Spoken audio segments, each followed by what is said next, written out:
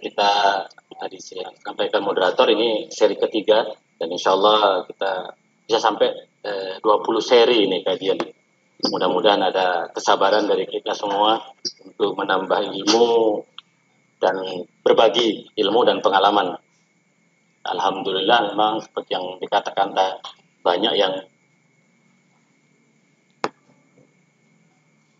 jarang sekali. Mungkin ini untuk yang pertama kali sebenarnya di Indonesia.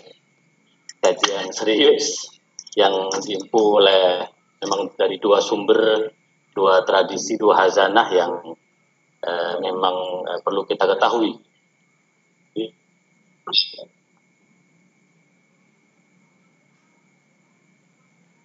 Dan di Nah, kali ini kita akan membaca tentang al-asbab al-mujibah limuhawalati taufiq baina sunnah wa syiah. Yaitu kenapa harus ada titik temu. Kenapa wajib ada upaya titik temu antara Sunni dan Syiah.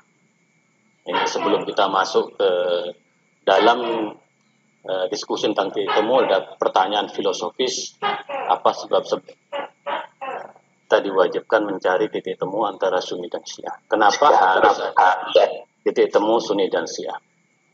Baik.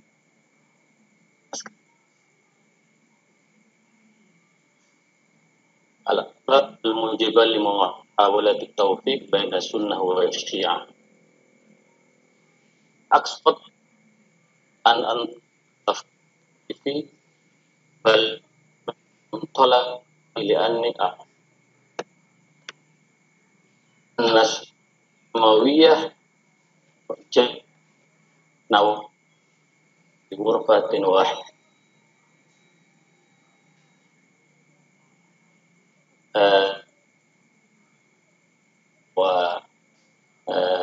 Kajian ini tidak berpijak dari berpikir sektarian, secara lebih khusus kenapa harus Sunni dan Syiah, tetapi semata-mata bertolak dari satu cara pandang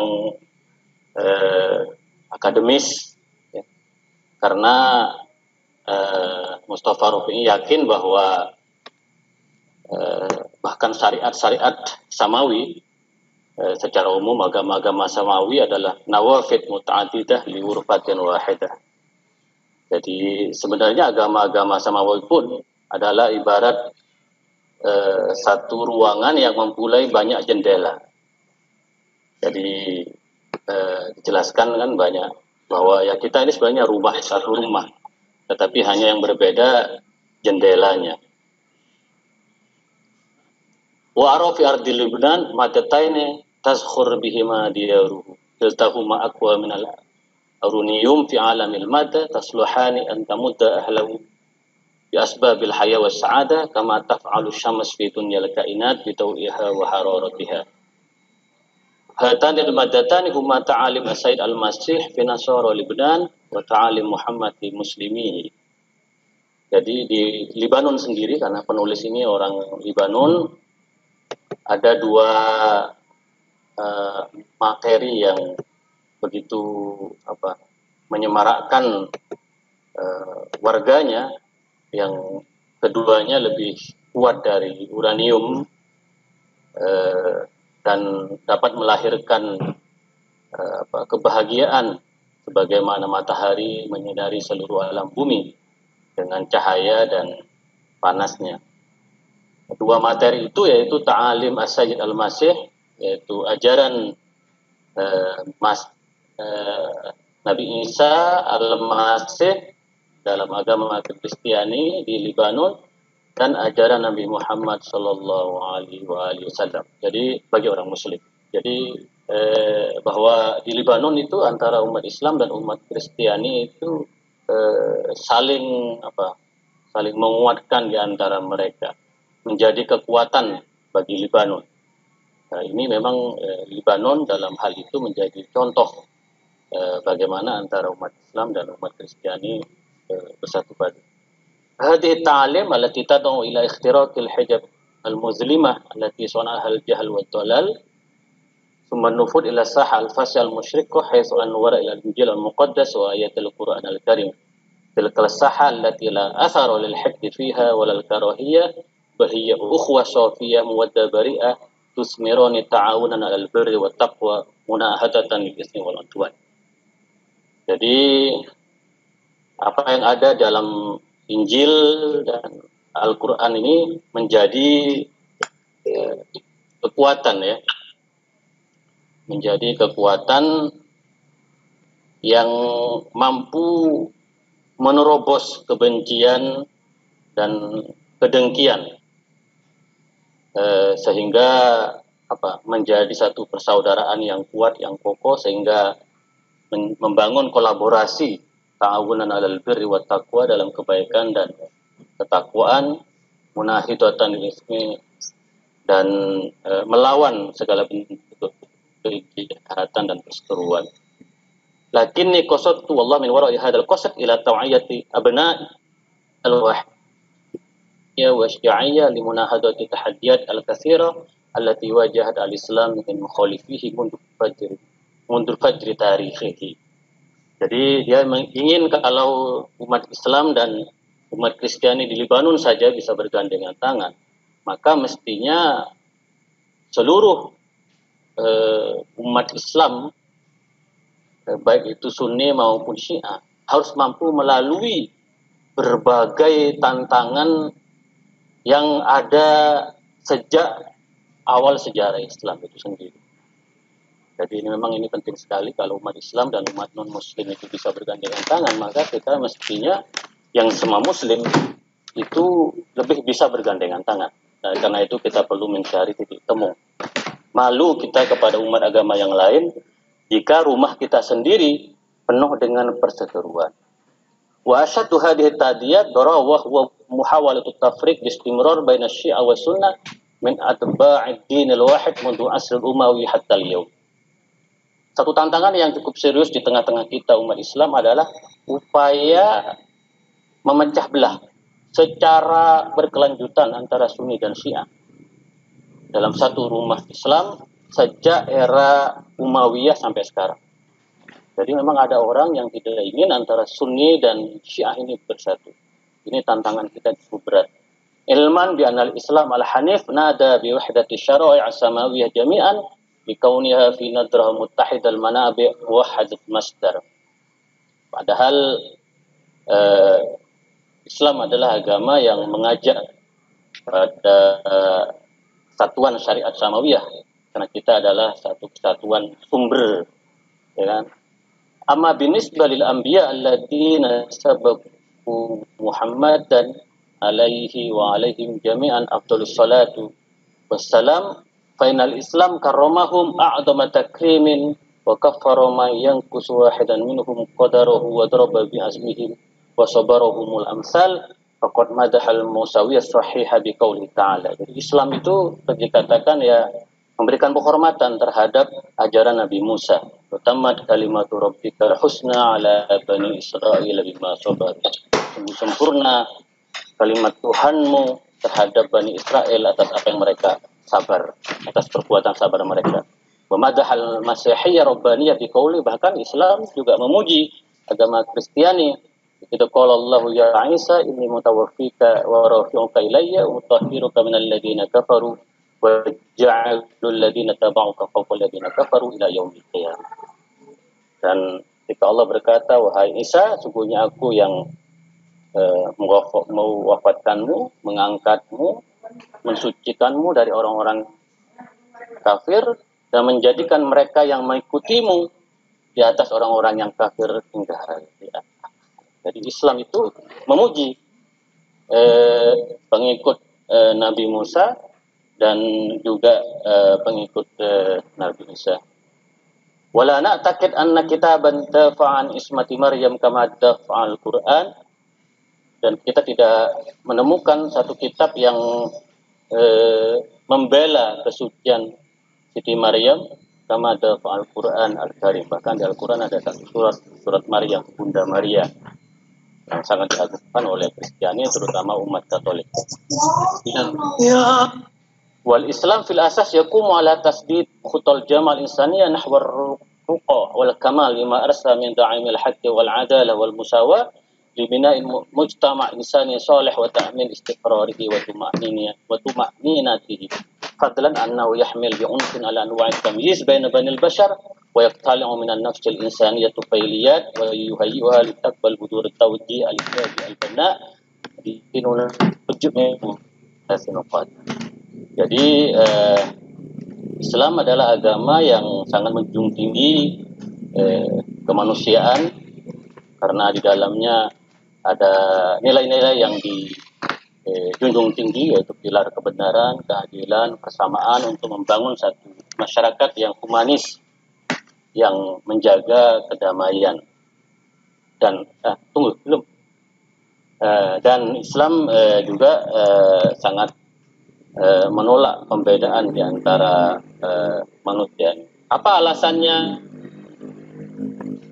antara agama Islam dengan agama yang lain, antara kita Sunni dan Syiah?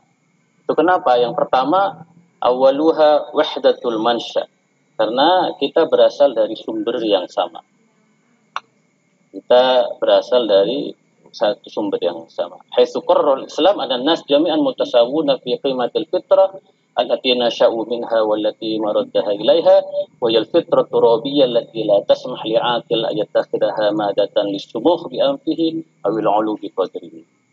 Jadi ya karena kita semuanya sama dan fitrah di mana kita dilahirkan itu fitrah turabiyyah. Kita semua lahir dari tanah. Dan karena kita lahir dari tanah, maka ya tidak ada hal yang dapat menjadikan kita untuk merendahkan orang lain atau untuk ya menganggap diri kita lebih dari yang lain. Kita semua dari tanah. Minha khalaqnakum wa fiha nu'idukum wa minha nukhrijukum taratan ukhra. Minha, dari tanah kami ciptakan kalian dan ke dalam tanah kami akan kembalikan kalian, dan dari tanah kami akan keluarkan kalian kembali. An-nasu li Adam wa Adam min turab. Wa manusia semuanya keturunan Nabi Adam dan Nabi Adam terbuat dari tanah. Jadi ya, kita harus sadar ya, karena kita semua ini adalah dari tanah dan kita adalah keturunan Nabi Adam, maka kita harus bersatu, harus mencari titik temu.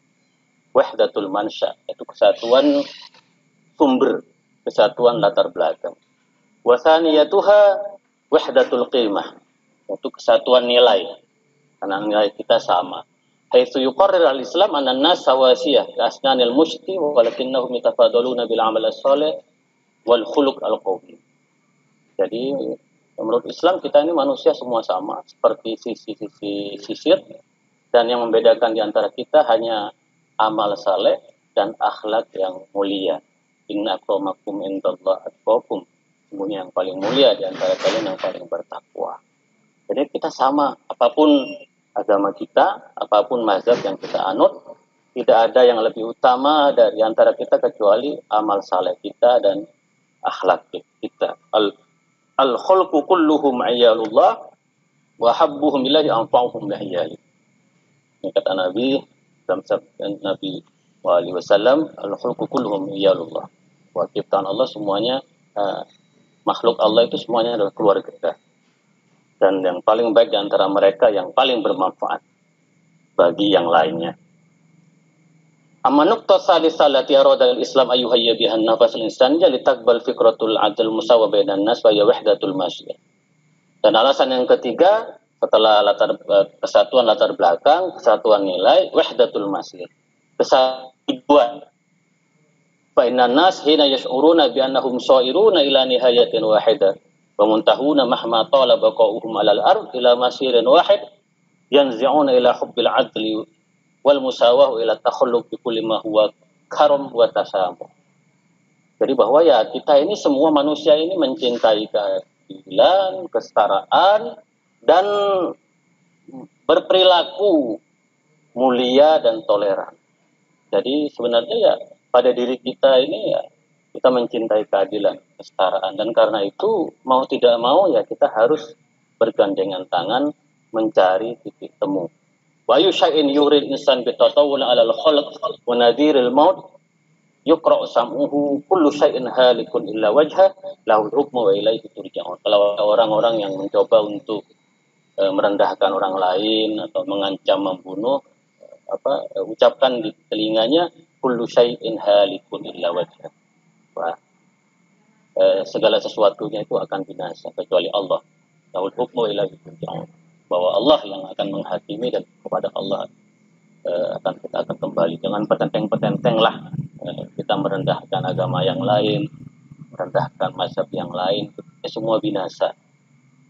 Yang tidak binasa itu hanya Allah, dan Allah akan menghakimi segala keyakinan dan mazhab kita nanti. Lakini ka muslim habahullahu al-yasir min ni'matil alam wa qasdan ila tauhidil kalimah baina ahli kalimat tauhid ba'da an syamalahu muttasil ajnabi bitamzik wa qadu ala jama'atihim bitafriq. Ad'ul fi'atain al-muslimatain ila nafdil ahqad al-qadimah min sudurihim hatta yash'uru biyaqinin annahum saffun wahid matin fi bunyanin makin wa sarhul wahid al-islami al-mushid wal qa'im ala al-fikr al-islami ar-rasyid. Dan karena itu saya mengajak pada dua kelompok Islam untuk mengubur kedengkian atau kebencian di masa lalu, sehingga kita yakin bahwa kita ini satu barisan dalam satu bangunan yang kuat, yaitu persatuan Islam yang dibangun di atas pemikiran Islam yang kokoh. Jadi memang ya kita harus melupakan masa lalu. Ya, kita harus menatap masa depan bahwa kita ini satu barisan, Sunni Syiah ini satu barisan dalam satu bangunan, yaitu bangunan Islam yang kokoh. Yang sebenarnya pemikirannya juga kokoh kalau kita mau untuk mempersatukan kita. Maka setelah ini juga al-Islam wa aqidah wa syariah wal muslimuna hum atba'ul Quran wa ansar Muhammad sallallahu alaihi wa alihi wasallam wal ahnaf kasyafi'iyah wasyafi'iyah kal imamiyah wal imamiyah kal malikiyah wal hambaliyah wa zaidiyah kullun ulaika yastaquna minal ma'inil azab ma'inil Quran wa sunnah Muhammad sallallahu alaihi wa alihi wasallam wa ma du'a al muslimuna wa dhahabat rihum illa hin isabat amatuhum khasatuhum wa ra'asara bi khada'in ikhtalafat ahwa'u siyasiyah wa atma'tu rubiyyah wa aslam umawi hatta al-yawm. Jadi Islam itu akidah dan syariah. Dan kita semua ini orang-orang Islam ini adalah pengikut Al-Quran dan Sunnah Nabi Muhammad Sallallahu Alaihi Wasallam. Dan ini kita sama. Jadi pengikut Abu Hanifah juga seperti pengikut Syafi'iyah.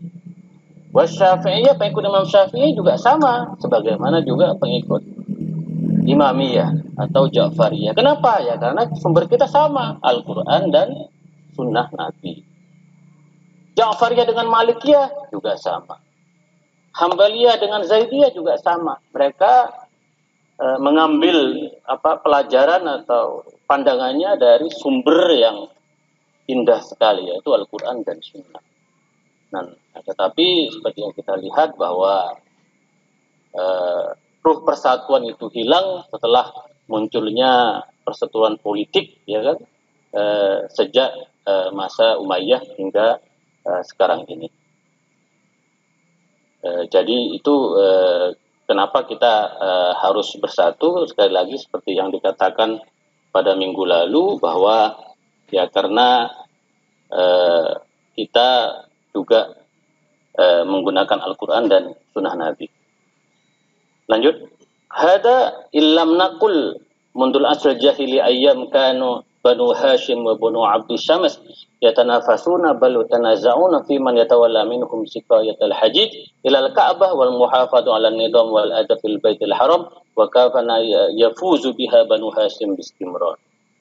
Jadi ya kita juga lihat di masa jahiliyah katanya. Kata Mustafa Rafi, yaitu ketika Banu Hashim dan Banu Abdul Syams saling berlomba-lomba berseteru untuk memberikan pelayanan terhadap jamaah haji di Ka'bah, dan untuk menjaga satu sistem dan kebudayaan di Baitul Haram di Ka'bah, dan dimenangkan oleh Banu Hashim.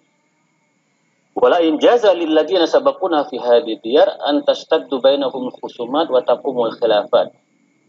Fala yajuzu qat wa nahnu fi asrin nur an nutiha al fursa lin nafisina fil lahab al-'abin min qadir ash-shu'ab ay yu'idu tamsil al-ma'sa tam'an fi maksabin dani aw mughnim rakhis fi saytaratin aw sultanin aw ri'asah wala yajuzu ay tafarraq al-muwahhidun wa rabbuhum fi awliyaihi yunadihim wa inna hadhihi ummatukum ummatan wahidah wa ana rabbukum fa'budun.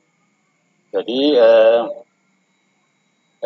kalau kita melihat ada perseteruan di masa lampau, maka tidak boleh terjadi karena kita sudah hidup di zaman yang penuh cahaya ini, di mana kita sudah sama-sama tahu tentang pentingnya persatuan dan ukhuwah ini.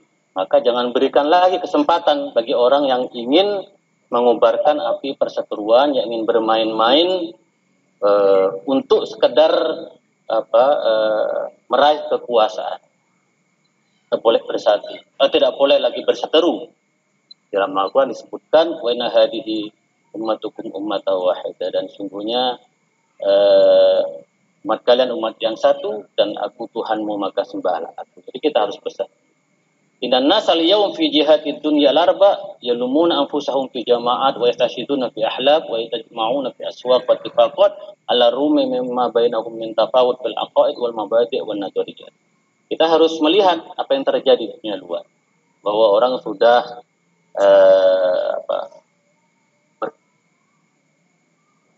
aliansi, membangun kesepakatan ya, dalam perdagangan, meskipun mereka berbeda-beda agama dan keyakinan. Afala yanbaghi lana ma'syiral muslimin an nakuna aktsar min ulaika harsan ala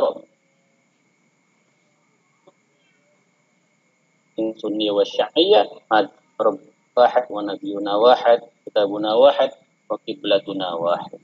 Jadi kita yang umat Islam ini sekali lagi seperti pada minggu yang lalu, ya Sunni Syiah itu harus lebih membangun persatuan.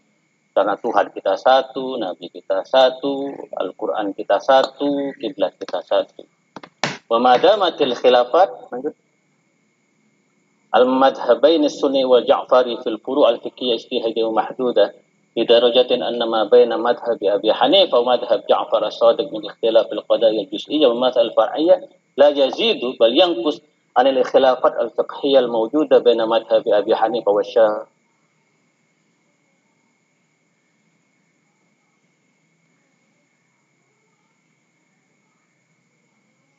Yang sedang ditulis Muntahal Matalib. Saya juga ingin cari buku itu,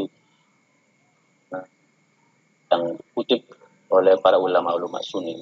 Nah, Mustafa Rufi'i di sini mengatakan bahwa sebagai contoh, misalnya mazhab Abu Hanifah dan mazhab Imam Ja'far itu sebenarnya banyak persamaan di antara keduanya. Bahkan antara Abu Hanifah Imam Syafi'i itu lebih besar daripada perbedaan antara Abu Hanifah dan Imam Ja'far. Nah, ada dalam buku ini, nanti mari kita lihat seperti apa penjelasannya. Itu menunjukkan bahwa antara mazhab Abu Hanifah Sunni dengan mazhab Imam Ja'far, karena Abu Hanifah belajar dengan Imam Ja'far selama 2 tahun, maka ada kesamaan. Sementara mazhab Abu Hanifah dan Syafi'i itu perbedaannya lebih banyak daripada Imam Abu Hanifah dan Imam Ja'far. Wal aham mawdu' waqa fihi al-ikhtilaf baina sunnah wa syiah wa mawdu'ul imamah li kaunihi min al-usul. Nah, dijelaskan bahwa memang ada perbedaan antara Sunni dan Syiah, yaitu dalam bab imamah. Nanti ada bab khusus yang panjang dibahas ini karena itu bagian dari usul dalam pemikiran Syiah Isna Asyariyah atau Imamiyah. Wa hadha ma sawfa nu'alijuhu ala safhat hadzal kitab ila janib mu'alajatina li wijhat nazar kullun min al-fariqain li ba'd al-furu' al-fiqhiyyah allati ikhtalafat wijhatun nadr tarafain fiha tab'an li ikhtilafihim fi sihhatin aw fahm al-adillah asy-syar'iyyah allati istanadda kullun minhum ilayha mimma la ya'du qawl al-ikhtilaf bainahum ijtihadiyan wa mustamidan min nasin wahid aw yanbu an wahid min kalimatillah al-'aliyyil a'la allati aradana alla tafarraq wa كي لا تذهب ريحنا ومن أحاديث رسوله الأعظم الذي أرادنا كالبنيان المرصوص يشد بعضا فلا يتهاوى ولا يتصدع والله الموفق والهادي لأفضل السبيل. Jadi dalam bab selanjutnya kita akan melihat pandangan dari dua kelompok Sunni dan Syiah dalam beberapa hal-hal yang terkait dengan fikih, perbedaan di antara keduanya, dan kita ya melihat bahwa ya sebenarnya pandangan Sunni dan Syiah itu ya bersumber dari mustamid dan min nasin wahid, dari Al-Quran, au yambu'in wahid, yaitu dari Al-Quran dan sunnah Nabi.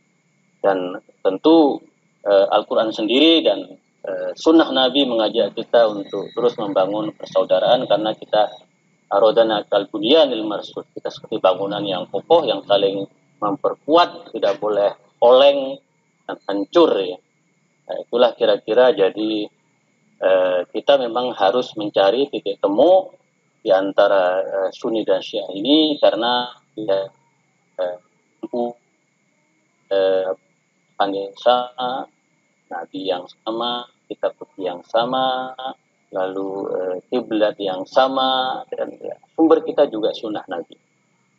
Inilah kira-kira penjelasan dari Mustafa Rofi kenapa kita wajib melakukan titik temu, sehingga kita tahu di mana persamaan kita, di mana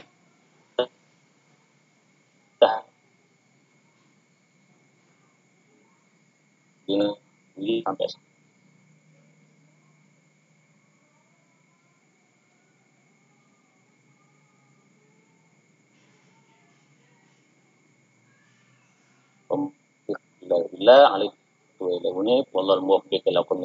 Assalamualaikum warahmatullahi wabarakatuh. Oleh Fadol ke Miftah. Ya, terlalu sih.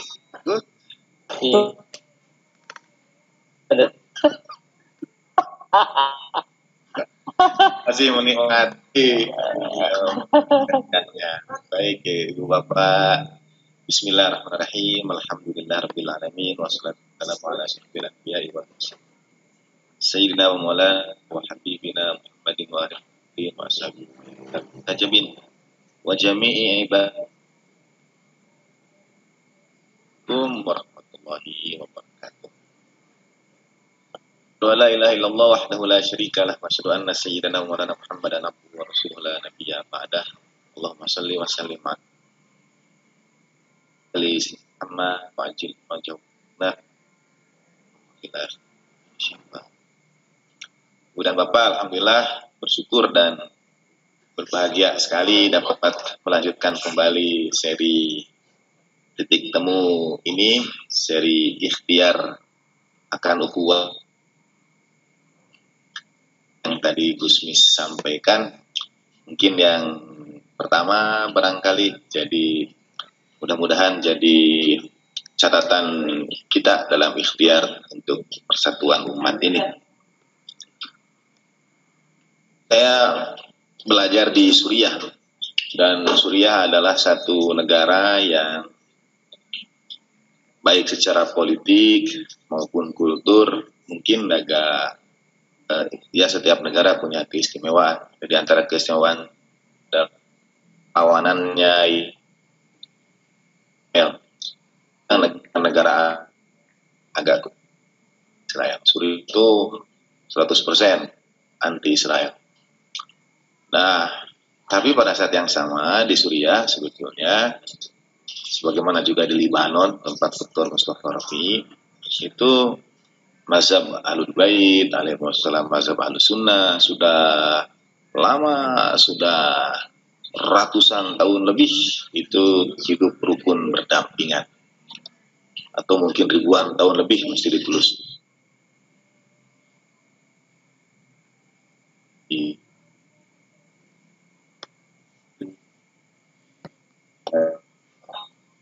Mungkin yang di beberapa tempat, karena berita itu adalah berita yang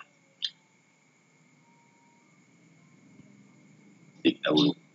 Tapi siapa mau memberitakan kehidupan yang rukun, kehidupan yang berdampingan dan lain sebagainya? Mungkin bukan konsumsi media-media mainstream. Nah, saya ingin menceritakan pengalaman di Suriah. Jadi waktu itu berangkat kuliah, ya, saya tinggal di sekitaran Sayyidah Zainab sallallahu alaiha. di pinggiran kota Damaskus. Kalau Jakarta mungkin Depoknya lah, bahkan lebih jauh lagi. Kurang lebih naik angkotnya itu sekitar ya 20 menitan itu di jalan. 20 menitan, setengah jam sampai ke kampus. Nah, saya naik angkot. Saya duduk di depan. Di belakang itu dua orang perempuannya. Tapi loh, kok ini materinya materi yang menarik bagi saya. Saya tengoklah sedikit dari kaca, dari cermin mobil itu. Ada dua orang perempuan, yang satu bercadar, yang satu lagi terbuka. Dan mereka sepertinya teman kuliah, tapi di angkot itu mereka ngobrol asik sekali dengan penumpang yang lain yang ada di sekitar mereka. Dan tidak merasa terganggu, mereka juga tidak terganggu untuk melanjutkan.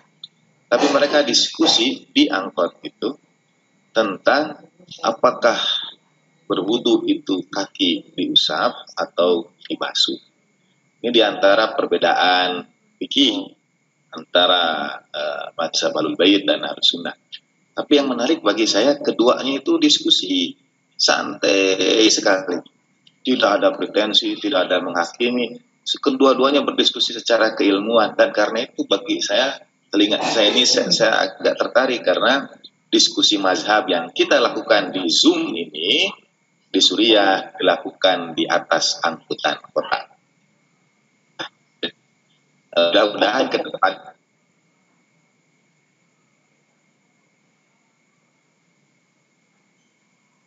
tapi kalau sudah kita berinteraksi di warung kopi, Anda mematikan layar beberapa kali, itu karena ke belakang menjerang air dan memanaskan ada air minum, Gus. Artinya kalau Gus juga sambil ngopi, mohon izin ini kan santai. Karena selain kita sepertinya ibu dan bapak lain yang mengikuti juga mengikutinya sambil ngopi, sambil makan dan sebagainya. Nah, obrolan seperti itu bisa terjadi di Suriah. Dan kami turun di terminal karena tujuan mungkin ke kampus sama. Jadi ya saya masih mendengarkanlah diskusi mereka sambil jalan kaki. Dan itu akrab sekali. Saya tidak mempermasalahkan konten diskusinya. Yang saya tekankan adalah cara diskusi, interaksinya, silaturahmi. Pada perbedaan itu ditemukan kemudian saling kesepahaman. Nah, itu di Damaskus itu komposisinya antara Sunni dan Syiah, bisa dijelaskan? Ya, makasih. Secara mayoritas memang kalau persen mungkin ya, sebetulnya kalau menarik Gus pertanyaannya Damaskus, tidak Suriah secara keseluruhan. Tidak, Damaskus deh. Karena cerita di Damaskus. Ya, sebetulnya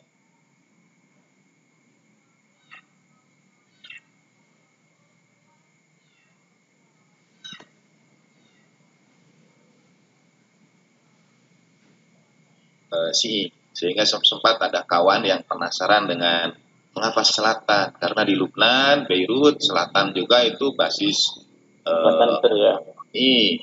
kemudian di Teheran waktu terjadi revolusi, utara Teheran itu pendukung Shah Reza Pahlavi, tapi selatan Teheran itu pendukung Imam Khomeini itu. Dan katanya Syekh Hasun mufti Syria itu Sunni ya? Suriah lembagaan Sunni. Dr. Asyid Ramadan Buti Sunni yang dieksekusi oleh isi ya, beliau Sunni. Dan menarik karena Suriah itu hidup berdampingan. Misalnya Gus, di Suriah ada dua makam Sayyidina Bilal. Satu makam menurut Ahlus Sunnah, satu makam menurut Ahlul Bait. Jadi jangankan pada pilihan hadis, pada pilihan makam saja berbeda. Ya, kalau menurut Ahlus Sunnah, dan saya berziarah kedua-duanya. Alhamdulillah. Saya berziarah kedua-duanya. Kata Said Fadullah ketika ditanya, pusara Sayyidah Zainab sallallahu alaihi itu di mana? Di Damaskus itu, selatan Damaskus atau di Mesir? Inna qabraha di qulubi. Gitu kata Said. Jadi mau ziarah di mana saja. Allah ke makam Hazrat Bilal yang versi Ahlus Sunnah itu banyak muadzin yang berziarah. Jadi mereka ingin supaya mungkin ya, bagus dan lain sebagainya.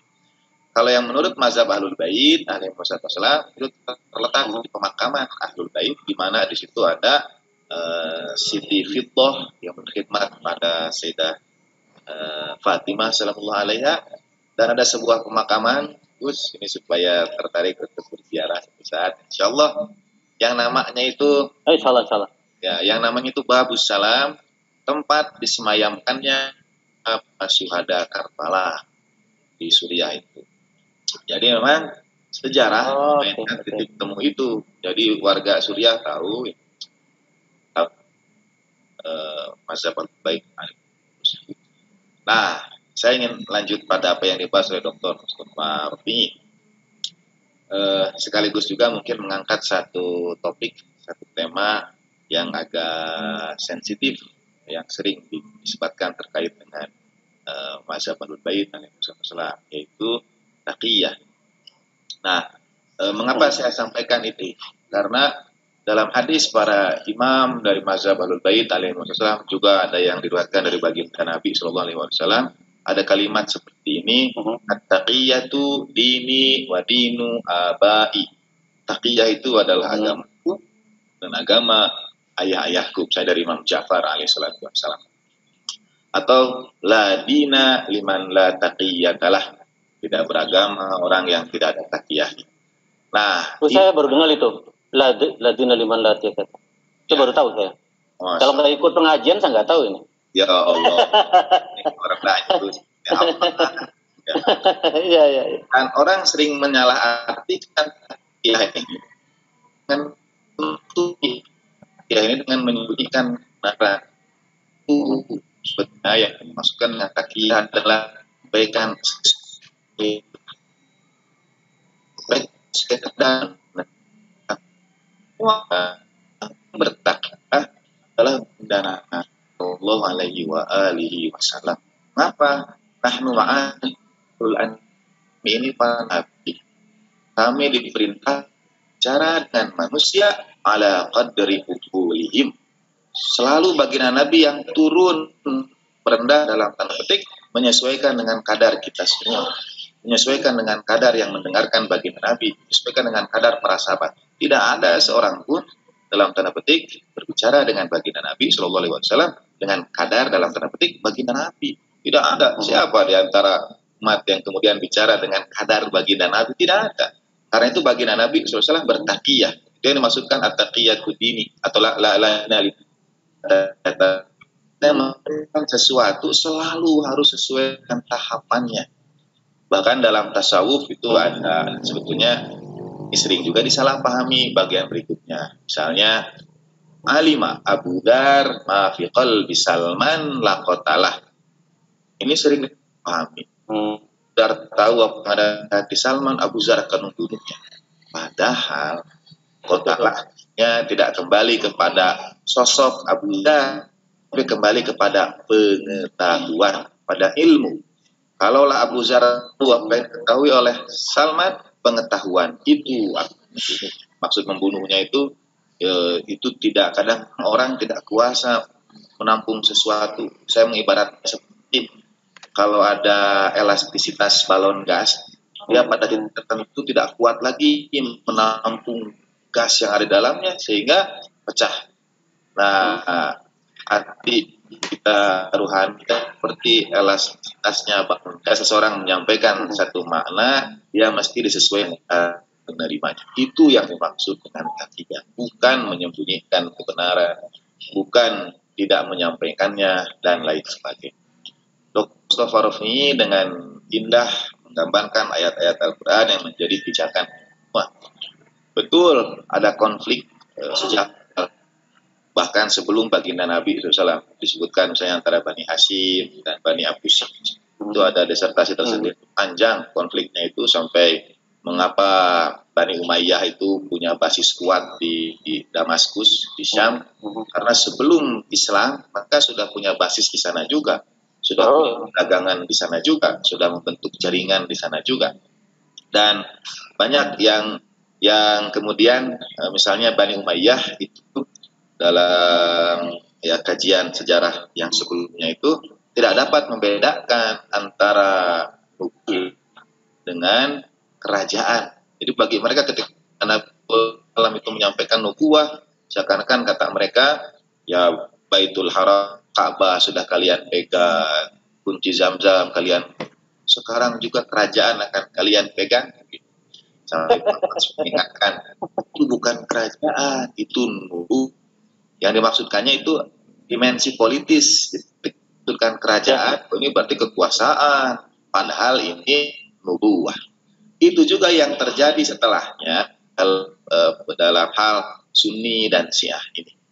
Masuk dalam usul imamah yang pembahasannya masih nanti. Imamah itu ada yang masukannya ke dalam yang politis, dan ada yang masukannya ke dalam kelanjutan risalah. Sehingga tidak, para imam itu tidak dalam tanda petik punya tujuan politis untuk merebut kekuasaan. Oh, kenapa kalau kekhalifahan ini adalah kebenaran mutlak, hak para imam secara adil dan lain sebagainya. Nah, itu perbedaan antara pikir melihatnya sebagai kekuasaan dan melihatnya imtidadun nubuwah, sebagai keberlangsungan kelanjutan dari risalah baginda Nabi Sallallahu Alaihi Wasallam, sehingga dikembalikan kepada asal memang, yaitu kemanusiaan kita. Dalam pertemuan sebelumnya juga Dr. Mustafa Farfi mengutip walaqad karramna Bani Adam, dan itu disebutkan Bani Adam. Menarik bahwa beliau itu berangkat dari sisi pluralisme agama sebelum masuk kepada pembicaraan tentang mazhab. Dahulu sebetulnya kami punya pendapat tentang pluralisme ini, dan sebagian di antara kawan ada yang bertanya, apa membincangkan tentang agama orang lain? Bukankah kita sendiri di Islam ini ada perbedaan? Saya sampaikan, kalau kita bisa memahami perbedaan dengan agama yang berbeda, apalagi dengan satu agama yang sama. Bahkan dengan agama yang berbeda saja, disampaikan oleh Dr. Mustafa ini tadi, ya ayat-ayatnya sangat pluralistik. Walaqad karomna Bani Adam. Tidak walaqad karomna muslimin saja, tapi Bani Adam yang Allah Ta'ala muliakan. Kemudian yang kata Adam, bukan idamatal muslimu, atau idamatal insanu, kalau meninggal seorang manusia. Ini sebetulnya sangat pluralistis, sangat menghormati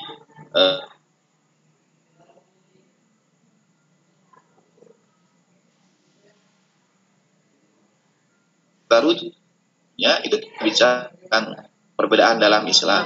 Umat yang wahidahnya itu ayat sebelumnya berkisah tentang Nabiullah Isa alaihissalatu wassalam, Nabiullah Yahya alaihissalatu wassalam. Jadi umat wahidahnya itu tidak merujuk kepada perbedaan yang ada dalam kaum muslimin, tapi justru kepada umat sebelum umat Islam, yaitu umat Nasrani. Buka saja ayat tadi yang dimaksud dengan umat dan wahidah itu. Kita lihat ayat sebelumnya dalam rangkaian apa itu disampaikan, dalam rangkaian kisah Nabiullah Isa alaihissalatu wassalam. Jadi kepada ini jadi lebih luas, karena umat wahidahnya ini bukan hanya sekedar Kalau dalam Quran ayat itu merujuk kepada Nabiullah Isa alaihissalam, kepada agama ya. kepada agama-agama umat yang satu. Walau sya Allah la ja'alahu ummatan wahidah. Nah, jadi dalam memahami sampai pada umat yang satu itu, bahkan kita tahu di kalangan para sahabat juga terjadi perbedaan di zaman baginda Nabi SAW. Dan itu tidak membuat kita tidak jadi umat yang satu. Justru di situ menurut saya menariknya. Jadi walau sya Allah la ja'alakum ummatan wahidah walakin liyabluwakum fima. Kalau dalam menghendaki semua kalian jadi umat yang satu, tapi di sisi yang lain tadi kalian itu umat yang satu. Nah, ini karena bahasa Arab dan Al-Quran itu yang kaitannya dengan konsep taqiyah. Jadi ketika membincangkan satu makna, dia punya gradasi makna itu, punya tingkatan. Islam juga punya tingkatan, iman juga punya tingkatan. Misalnya, ketika datang sekelompok orang Arab datang pada baginda Nabi SAW dan berkata, kami sudah beriman. Baginda Nabi diperintahkan Allah Ta'ala, jangan katakan kalian beriman, tapi katakan kalian baru Islam. Walam yadkhulil imanu fi qulubikum, dan iman belum masuk pada hati kalian. Jadi tidak ada Islam yang seakan-akan tanpa iman. Qulu aslamna, katakan kalian baru Islam. Walam yadkhulil imanu fi qulubikum. Itu yang kata Alama Toba-Tobai, gradasi makna Islam itu dari Arab Badui itu sampai Islamnya Nabiullah Ibrahim alaihissalatu wassalam.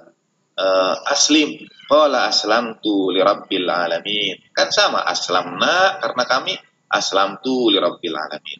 Aku Islam, aku pasrah pada Tuhan semesta alam.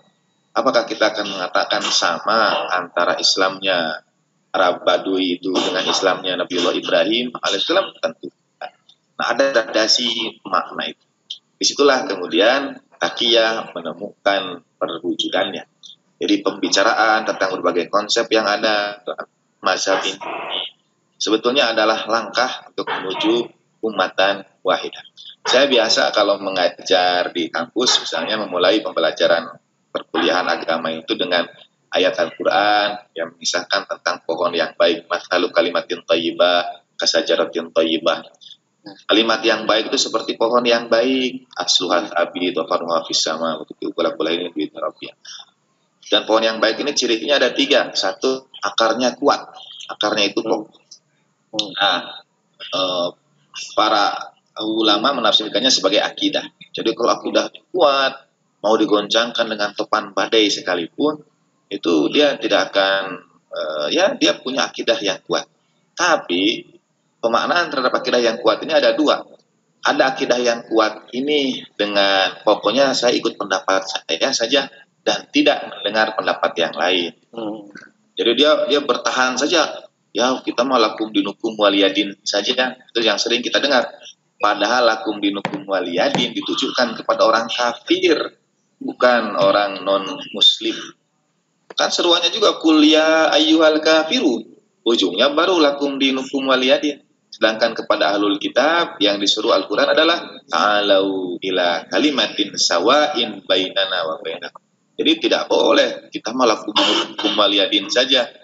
Itu sekali lagi untuk orang kafir dalam Al-Qurannya juga. Justru ta'alau ila kalimatin sawa. Nah, justru akidah yang kuat menurut saya itu dibangun dari mendengar berbagai sisi, mendengar berbagai macam wajah pemaknaan terhadap pemahaman-pemahaman keagamaan kita, warna-warna yang berbeda. Karena itulah tujuannya, liyabluwakum fima atakum bihi.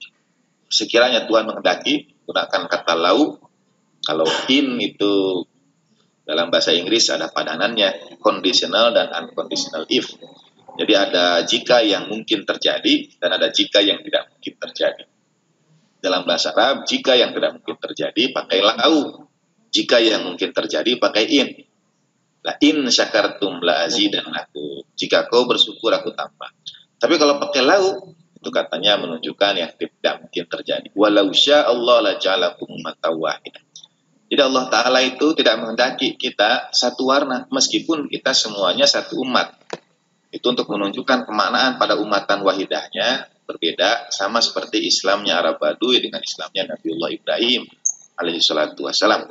Jadi kita ini umat yang satu, kita ini Bani Adam yang sama, tapi Allah Ta'ala memang menjadikan kita berbeda-beda. Untuk apa? Liyabluwakum fima atakum, untuk menguji kalian dengan pemberiannya pada kalian. Apa pemberian paling utama Allah Ta'ala bagi kita? Akal kita, kemampuan kita untuk memahami, berpikir. Tuhan menguji kita memang dari itu. Dari bagaimana kita menggunakan potensi akal yang Allah Ta'ala karuniakan pada kita. Liyabluwakum fima atakum bihi. Lalu setelahnya apa? Potensi akal itu mesti ditujukan untuk fastabiqul khairat. Berlomba-lombalah berbuat kebaikan. Musabaqah terdahulu. bekerja di satu perusahaan dan saingannya mengapa kita berlomba pas Toyota gitu. Karena kalau yang lain tidak akan naik, mesti ada yang ya berlomba dalam berbuat kebaikan, dan itu tujuan dari penciptaan. Ini sebagai yang terakhir, dulu ada jurnal Ulumul Quran diterbitkan oleh mana itu Ulumul Quran dulu di Jakarta, Mas Dawa Harjo. Ya. Saya tidak terlalu dalam tanda petik materi-materinya itu berat-berat lah zaman saya membaca dulu. Tapi yang paling saya pahami adalah bagian terakhir, yaitu cerpen. Bagian terakhir itu ada cerpen. Itu yang biasanya paling dipahami duluan. Ya. Kalau dia yang beratnya, wah itu berat lah. Tapi yang cerpen. Dan ada satu di antara cerpen itu yang sebetulnya perjalanan. Karena ketika saya belajar di Sulama, pertemuan pertama di kelas itu ditanya, mengapa ingin mendalami katakan ya bahasa Al-Quran, bahasa dan seterusnya lah, kita semua meyakini itu. Tapi jawaban saya tidak begitu. Bagus. Jawaban saya itu sejak baca jurnal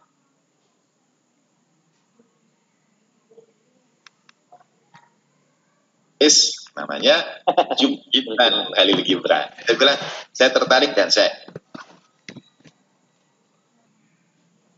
tumbuh suku ya, tidak ada apapun lah, damai, semua bertasbih memuja sang pemberi kehidupan. Sampai tiba-tiba bunga violet ini meminta supaya dia dipertemukan dengan bunda alam. Saya menyingkatnya, tapi cerita Gibran jauh lebih indah terhadap cerita Gibran itu. Nah, bunga violet ini minta Tuhan ya pada bunda alam, izinkan aku sentuh jarimu kepada aku dan ubahlah aku menjadi bunga matahari. Bunga matahari waktu itu posisinya berada paling tinggi, paling dekat dengan semua makhluk. Itu kemudian mengatai violet ini dengan mengatakan, kamu makhluk tidak bersyukur. Itu umumnya terjadi pada kita. Sehingga ada peribahasa, tidak boleh katak hendak menjadi lembu, atau tidak boleh daun merindukan angin dan lain sebagainya. Jadi kamu sudah tercipta jadi bunga violet, ya sudah syukuri saja begitu. Bunga violet ini punya keinginan luar biasa. Akhirnya kata bunda alam itu, sudah, aku akan berikan kamu waktu, tapi hanya 1 hari saja jadi bunga matahari. Sentuhlah, dia berubah jadi bunga matahari. Gemuruh, datang badai topan menghancurkan taman itu, semua binasa kecuali bunga violet yang memang dekat dengan tanah, jadi akarnya kuat mencengkram tanah. Jadi kata orang banyak itu, kata bunga itu ini akibat karena kamu meminta sesuatu lebih dari yang sudah diberikan kepada itu. Tapi jawaban bunga violet itu indah. Jadi kata bunga violet itu, tapi dalam sesaat aku sudah lebih dekat dengan penciptaku. Dalam sekejap, walaupun hanya sekejap, aku sudah lebih dari apa yang Tuhan ciptakan aku. Dan seterusnya. Agak panjang lah. Sampai akhirnya bunga violet itu meninggal dunia, ya dia binasa, dan semua mengatakan makanya masih bersyukur dengan apa yang kau punya. Nah, cerita Gibran berakhir di situ. Dan ada kalimat dari Gibran itu yang mengatakan punya niat di luar batas, di luar ambang, atau bahasa Inggrisnya begini, ambition beyond existence is essential purpose of creation. Jadi ambisi di luar batas eksistensi adalah tujuan hakiki dari penciptaan. Artinya memang kita mesti keluar dari ruang, ya kita diciptakan mesti melihat ke alam semesta yang lebih luas. Jadi Tuhan menciptakan beda-beda itu semua supaya kita melihat pada ruang yang lebih luas. Disitulah pentingnya pertemuan seperti ini, kita melihat pada ruang yang lebih luas, bukan hanya antar mazhab, tapi juga dengan agama-agama yang lainnya. Nah, ta'liq saya terhadap kisah Gibran itu adalah, tapi mengapa untuk punya tujuan, punya pandangan lebih luas itu mesti mengorbankan bunga-bunga yang lain yang ada di taman itu. Itu ceritanya berakhir di situ. Terima kasih Gus. Sekali lagi mohon maaf lahir batin Ibu dan Bapak semua. Mari kita lanjut kalau ada yang bisa didiskusikan. Terima kasih. Terima kasih kami sampaikan kepada Gus Mis dan Gus Miftah yang sudah memberikan penjelasan pada kita tentang pertemuan ketiga ngaji online kita malam hari ini. Ini sudah ada beberapa pertanyaan dan calon penanya yang sudah masuk ke saya. Tapi sebelum itu saya ingin mempersilahkan terlebih dahulu kepada ini siapa, Kiai Afifuddin Harith. Oh, Masya Allah. Ya. Untuk menyampaikan beberapa tanggapan mungkin atau tambahan penjelasan. Ini beberapa pertemuan sebelumnya Kiai Afifuddin ikut, tapi terlebih dahulu ini jadi malam hari ini kita beri waktu untuk Kiai Afifuddin untuk menyampaikan. Silakan Kiai. Kasarkan kita ya. Ahlan jamnya itu tengah malam di sini. Iya sudah tengah malam ya. Lagi mulai lagi. Iya, zona merah. Assalamualaikum warahmatullahi wabarakatuh. Waalaikumsalam.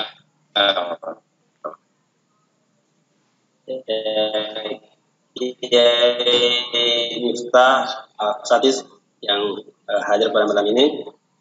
Saya hanya sedikit komentar aja. Kita tunggu dialog-dialog yang sangat konstruktif pada malam ini, yang sangat bernilai.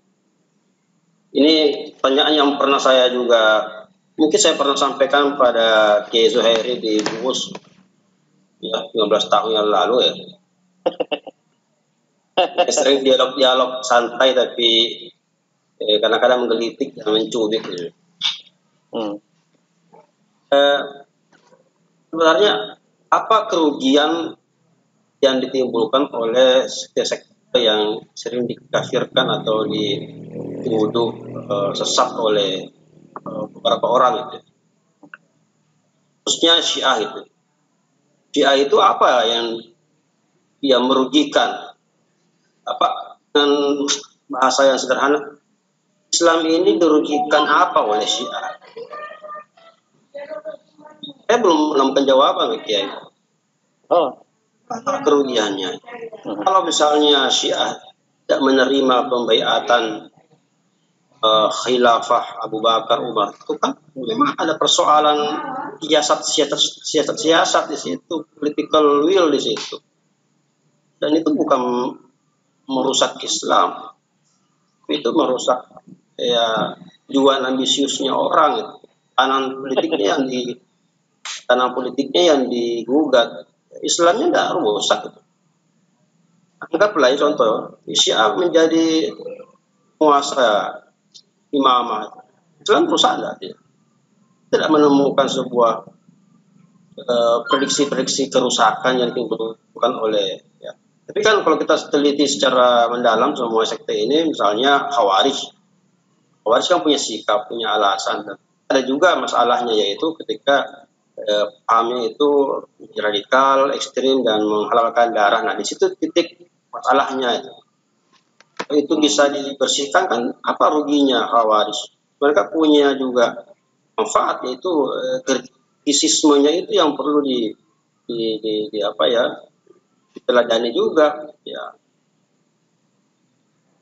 Seperti yang lain, Wahabiyah apa kerugiannya gitu, misalnya Ahmadiyah apa kerugian, merugikan apa gitu ya, kerusakannya di mana gitu.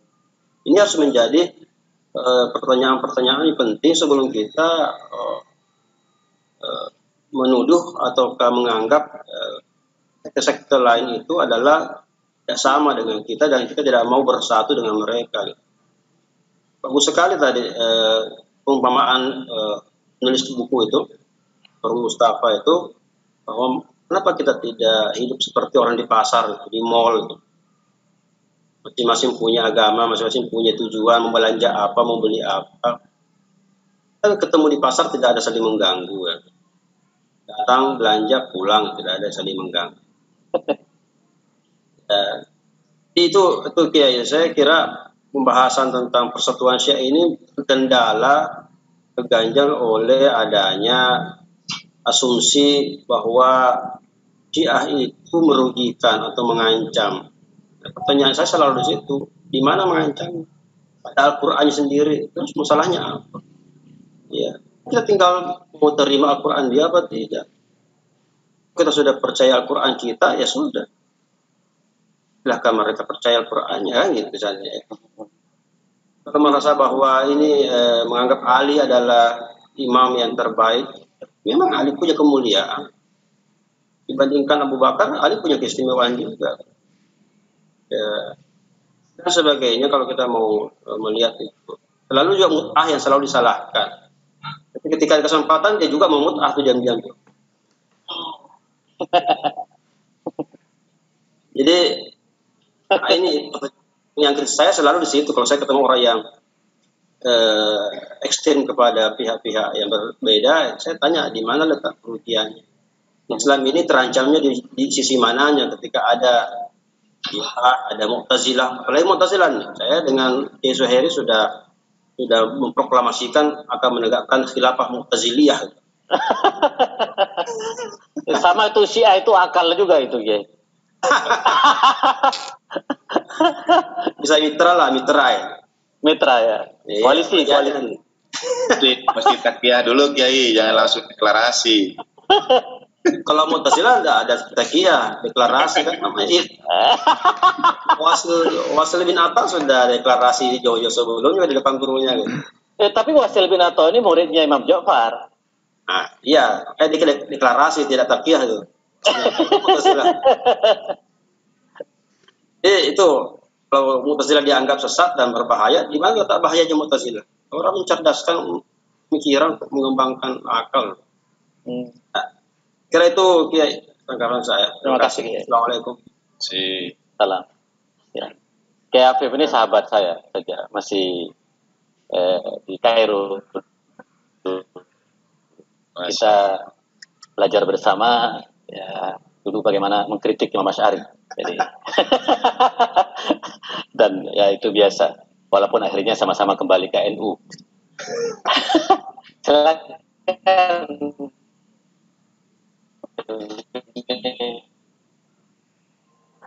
Terima kasih.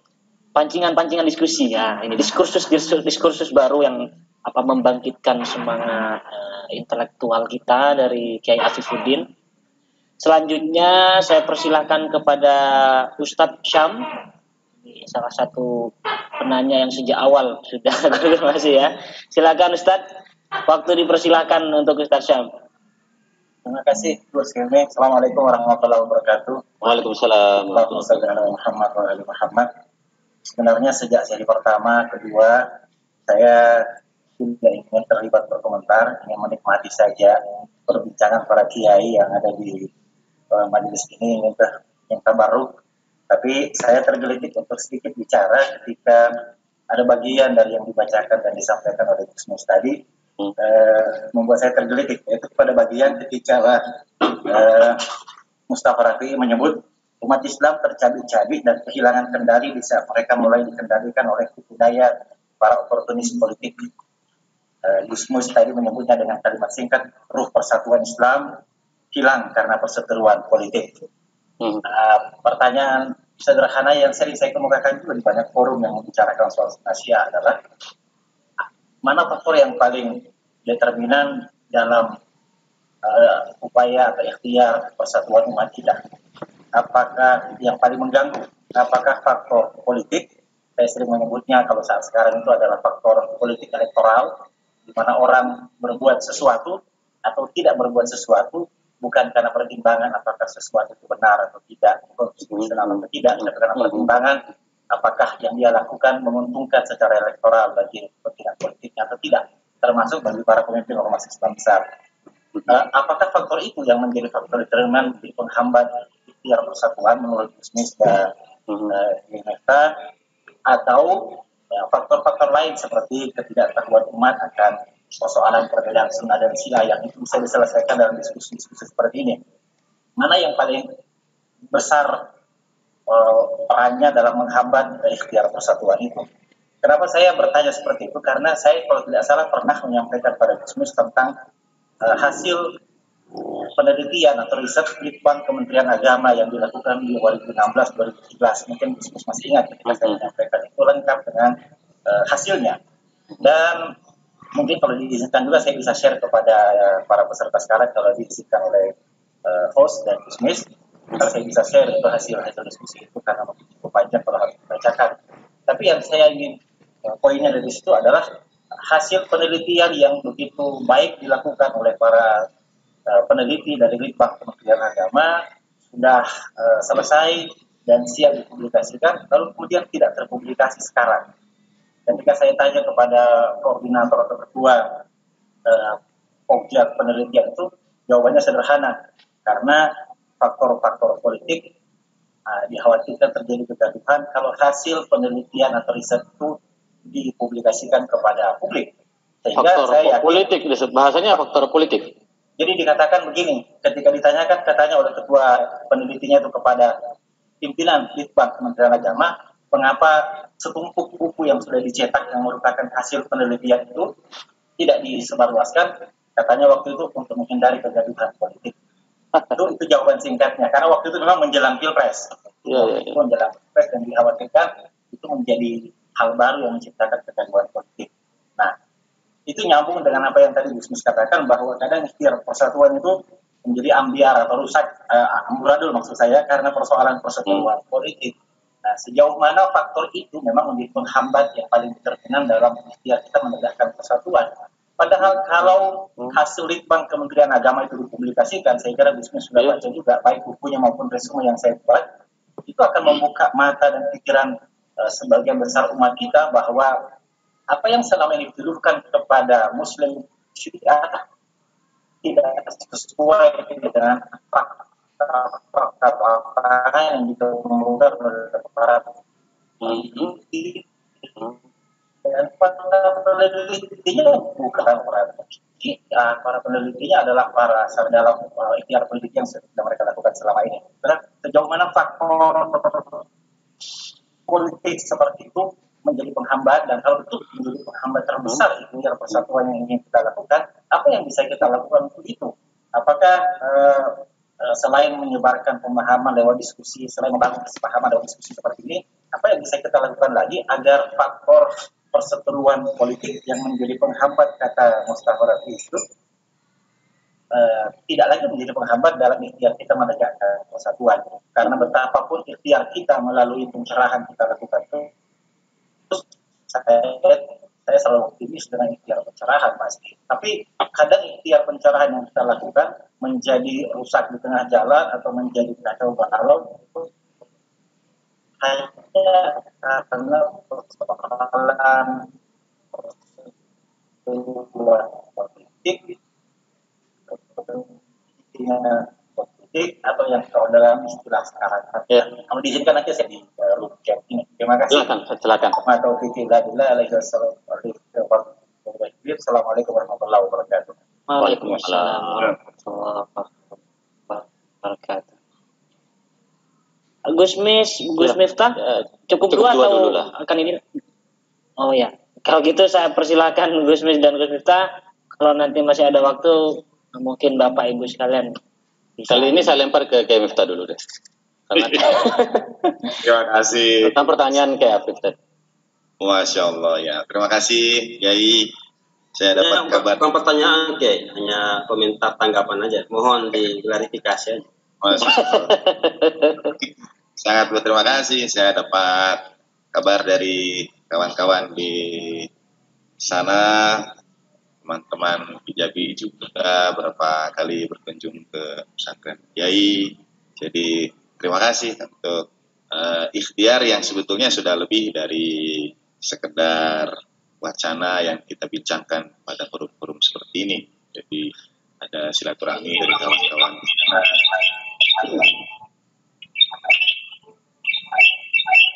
Ya. Saya sependapat sekali, setuju. Sejak awal juga sebetulnya itu jadi pertanyaan. Bahkan kami sering sampaikan, kalau ada pada kami ini yang keliru, mohon kami diluruskan. Ada yang salah, mohon diingatkan. Jadi pertanyaan apa yang merugikan dari orang-orang Syiah misalnya itu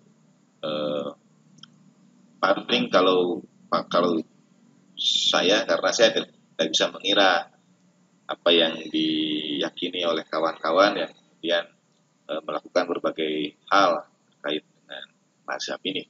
Paling hanya bisa mengira saja sekali lagi. Pertama, merasa mungkin kemurnian agama dalam tanda petik itu terganggu, atau dengan kata lain ternodai misalnya dengan pendapat-pendapat yang dinisbatkan pada orang Syiah. Tapi ini garis bawahi dinisbatkan.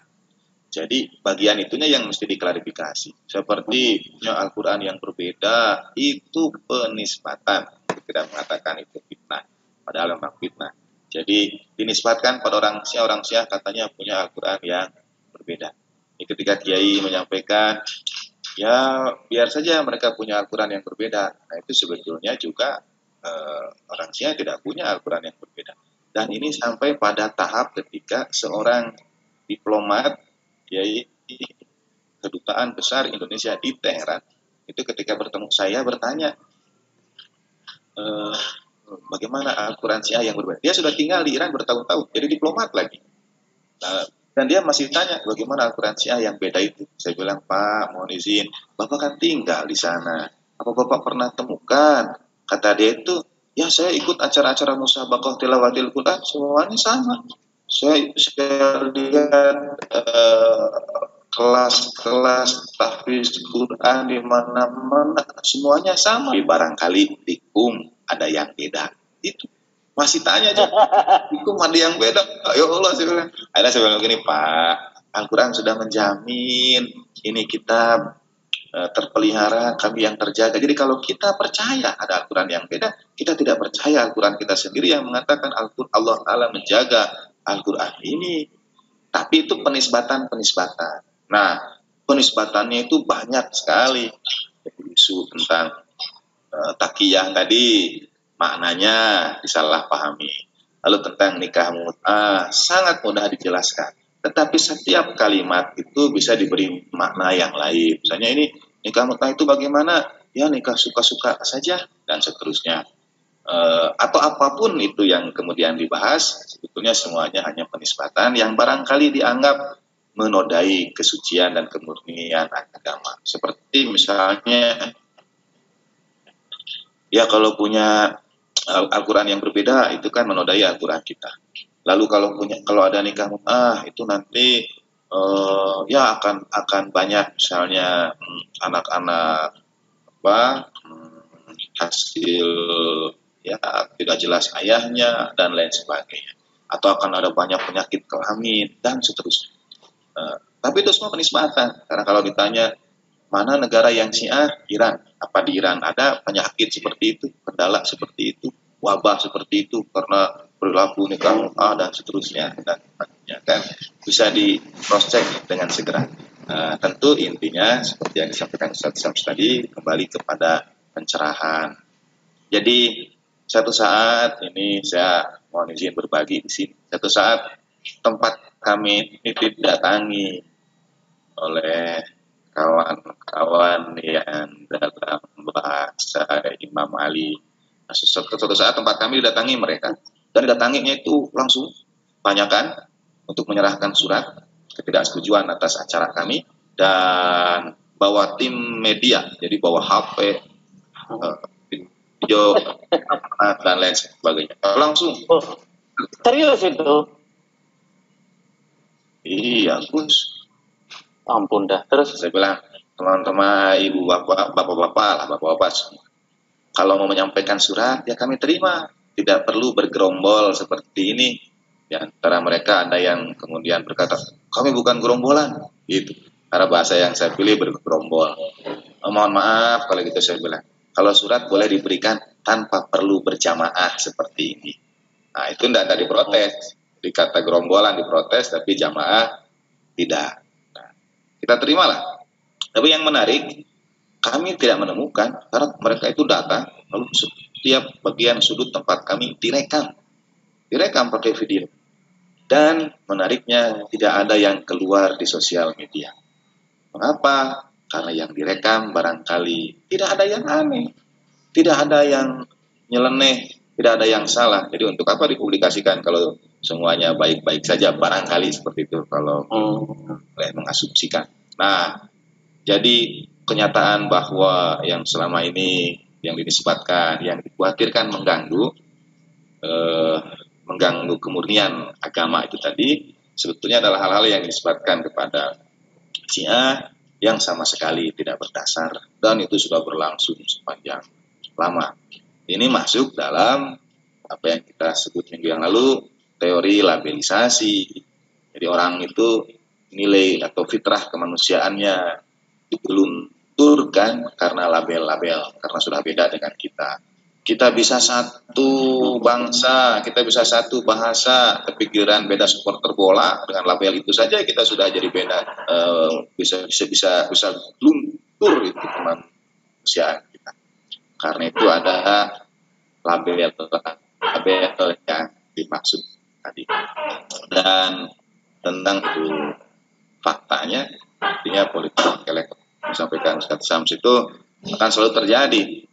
Kebetulan saja ada pada Syiah, tapi sebelum ada Syiah saya kira antara NU dan Muhammadiyah juga terjadi politik elektoral. Artinya itu hanya momentum saja, tergantung situasinya lah. Saya tahu persis kok begitu tercapai semuanya di bawah ketika kampanye bisa saling habis-habisan, tapi kalau sudah di atas ya salaman lagi, tidak ada masalah sebetulnya. Kita saja yang dikorbankan gontok-gontokan di bawah. Jadi kebetulan isu Syiah bisa dimainkan, tapi isu yang lainnya juga nanti ada. Di Sunni sendiri juga ada.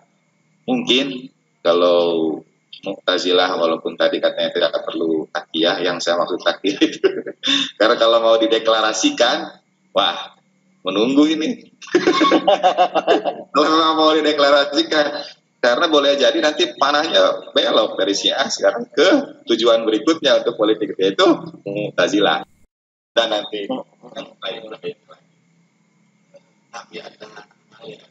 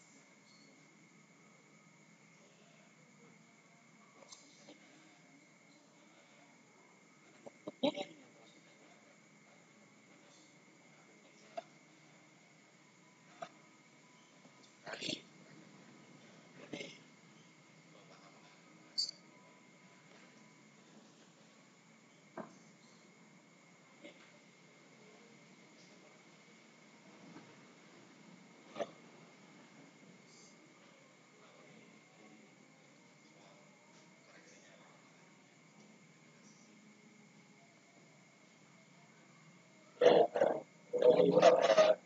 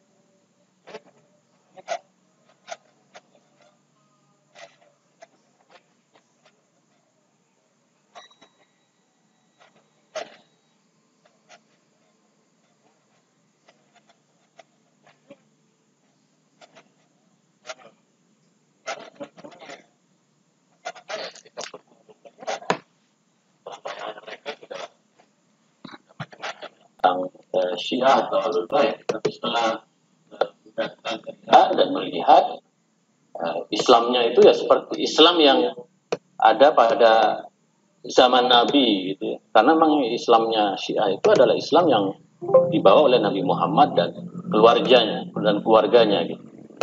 Maka ada pertanyaan tadi di chat, apa bedanya karumallahu wajha wa alaihi salam? Sebenarnya sama aja artinya itu. Alaihi salam dengan karumallahu wajha. Cuman kan karena banyak nggak ngerti bahasa Arab. Bagi saya secara pribadi ya, mohon maaf Kiai Miftah, ya sama aja itu sebenarnya. Alaihi salam dengan karumallahu wajha gitu. Ya kan? Cuman kalau Kiai Miftah lebih enak alaihi salam. Kalau enggak nanti dia dianggap NU. Kalau dia bikin karumallahu wajha, lo udah pindah NU. Padahal ijabi, ya kan? Nah, seperti saya misalnya, kalau saya mau wajah wa alaihi salatu wassalam. Itu bagus tuh. Itu sudah atau taufik benar sudah wasiah itu. Misalnya saya bisa aja Ali bin Abi Thalib alaihi salam. Bisa saja saya mengucapkan itu. Tapi kan kemudian orang bisa membuat label ke saya. Gus Mis sudah pindah Syiah. Ya kan? Padahal sarung yang saya pakai sarung NU. Jadi kira-kira kita masih banyak bermain di level-level ini, belum masuk pada level substansi. Maka saya insya Allah di YouTube saya Islam Ramah TV sedang saya persiapkan ngaji Nahjul Balaghah. Saya akan hatamin buku Nahjul Balaghah. Karena bagi saya kitab Nahjul Balaghah ini penting sekali untuk diketahui karena titik temunya di sana. Tentu titik temunya pada Al-Quran dan Sunnah Nabi. Tapi kalau kita baca sebenarnya usul fiqh yang kita anggap di dalam tradisi NU Ahlus Sunnah itu usul fiqh itu kan sebenarnya ya sumbernya Imam Ali, ya kan? Ulumul Quran itu di Imam Ali sebenarnya. Nah, orang menganggap bahwa tiba-tiba usul fiqh ulumul Quran itu turun dari langit, padahal hadis nabinya ana madinatul ilm wa aliyun babuha, bahwa aku kota ilmu dan Ali adalah pintunya. Dan orang-orang menganggap bahwa tiba-tiba langsung masuk kepada fase akhir, tidak melalui Imam Ali. Maka ini Ali bin Abi Thalib karamallahu wajhahu wa alaihi salam. Jadi mungkin itu lebih bagus.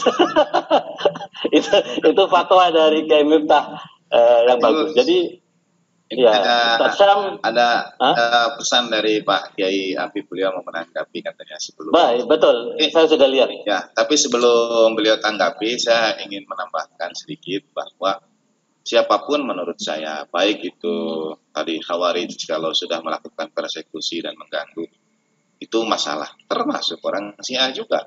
Kalau sudah melakukan persekusi, labeling, kemudian mendatangkan ya mengganggu dan sebagainya, itu masalah. Demikian pula kelompok-kelompok yang lain sama sikapnya, bukan hanya pada Khawarij saja, pada kelompok-kelompok apapun yang kemudian tidak yang mencederai karomna Bani Adam itu, nah, menurut saya di situ ada masalah. Afwan, silakan Kiai. Terima kasih. Jadi saya sepakatlah dengan semua bahwa dicari itu adalah titik temu, bukan titik pisahnya ya. Nah, kalau orang titik pisah tidak jadi manusia, yang bikin jadi manusia ini kan titik temu. Ini ada dua hal ya konteksnya ini Kiai Miftah dan Kiai Zuhairi. Internalnya sekte-sekte atau aliran-aliran itu kan memang tidak ada masalah gitu. Sunni, Asy'ariyah juga kan ada masalah kayak saya sudah temukan dulu pada masa tadi nuansa dulu diskusi itu kita sudah temukan kelemahan-kelemahan Asy'ariyah. Sehingga saya mengatakan saya itu NU tapi saya bukan NU Asy'ariyah, saya NU Maturidiyah. Ya, jadi asik gitu. Agak dekat dengan Mu'tazilah ya. Enggak. Itu belok dikit itu ke Jafariyah, Kiai. Belok kanan itu. Nanti kita diskusi lagi masalah Ja'fariyah itu. Kan tidak determinisme kita ini. Makanya permainan Barcelona itu.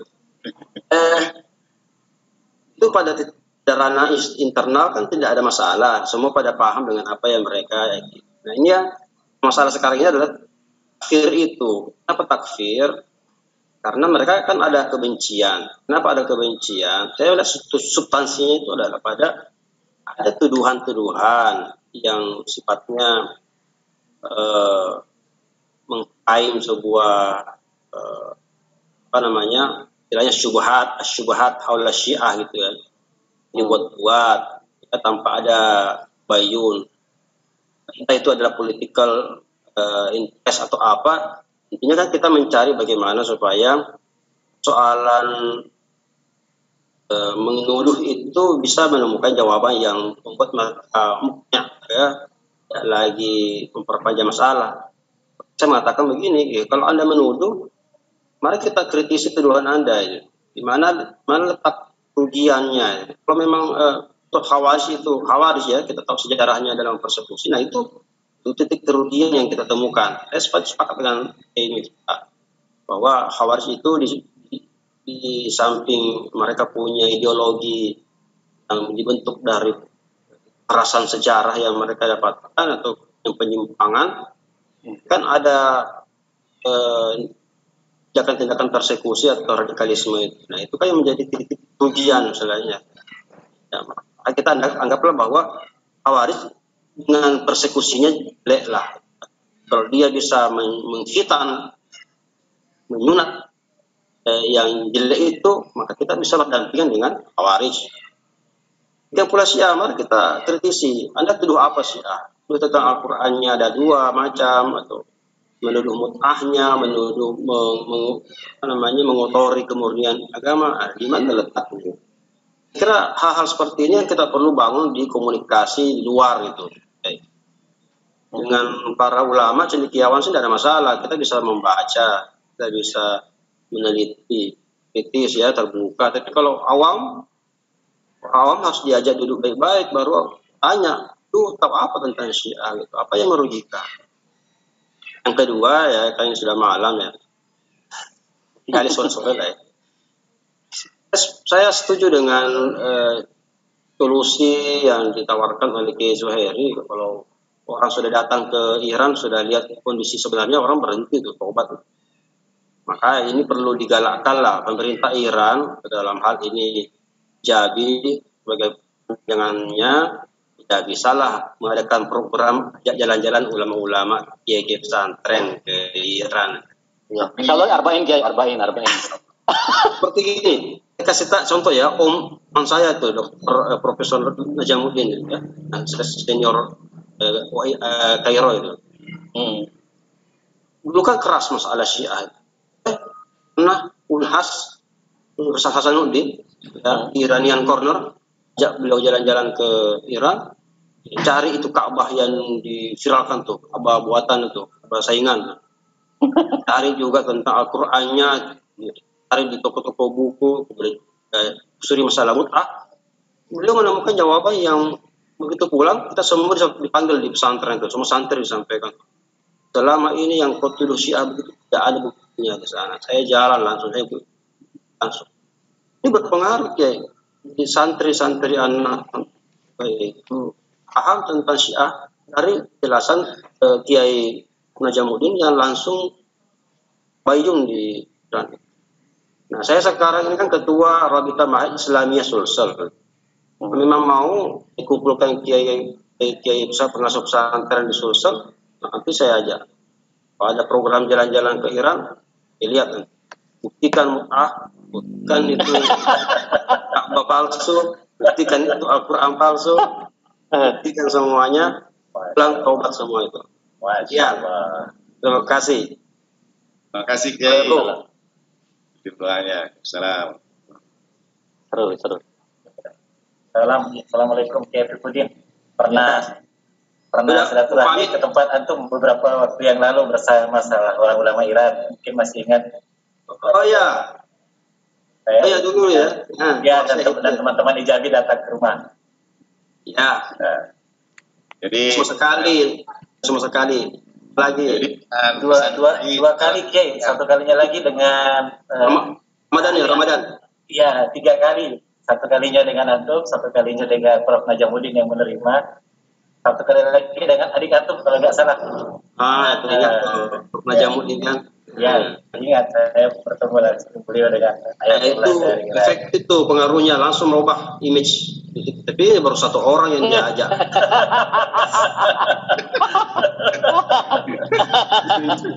Pimpinannya belum diajak, yang dia cuma pengasuhnya. Siap. Pimpinannya dia ajak.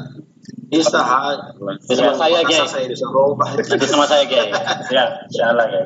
Terima kasih, saya pamit ya. Ya, Assalamualaikum. Salam. Terima kasih Kiai Afif ya. Sampai malam nunggu pengen tahu apa sungguhnya perbincangan di antara kita. Hampir jam 11 di Makassar. Ternyata Iya, jangan. dari Kali ya saya gabung lagi lah. dari perbincangan insyaallah. panjang ya insyaallah. Assalamualaikum. Waalaikumsalam. Waalaikumsalam warahmatullahi wabarakatuh. Terus ada beberapa di room chat itu silahkan kalau masih diperkenankan. Masih ada waktu ya? Ya silakan. Kita ikut kusif nih ini waktu yang punya waktu. Ya. 15 menit lah. Kayak jam 10. 15 menit ya. Ini sudah banyak juga di ini. Tadi ini siapa? Muhammad Bagas ini mau ini Gus. Iya. Ya silakan Bagas. Silakan. Ya.